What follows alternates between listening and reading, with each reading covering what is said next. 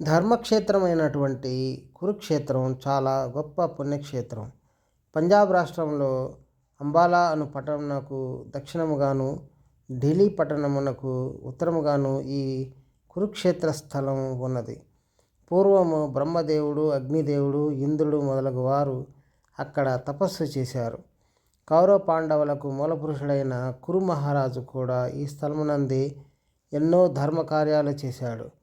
ఒకానొక కాలంలో కురు భూపాలుడు ఆ ప్రదేశమును దున్నుట వలన దానికి కురుక్షేత్రమని పేరు వచ్చింది.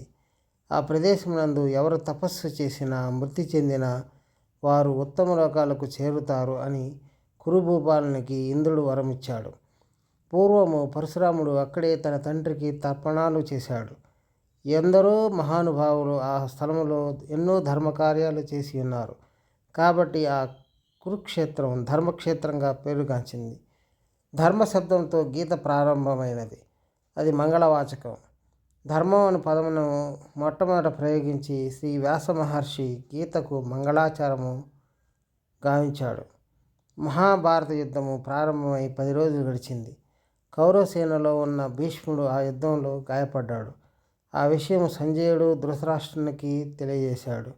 భీష్మునికి జరిగిన ప్రమాదమునకు ఎంతో దుఃఖించి యుద్ధం మొదలుపెట్టిన దగ్గర నుండి ఇప్పటి వరకు జరిగినది జరిగినట్టుగా, ఉన్నది ఉన్నట్టుగా తెలియజేయమని ధృతరాష్ట్రుడు సంజయుని కోరాడు.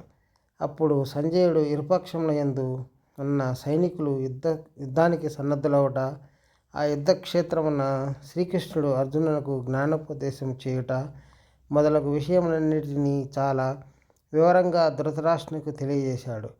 అది శ్రీమద్భగవద్గీత అనబడే ఈ గీతాశాస్త్రం.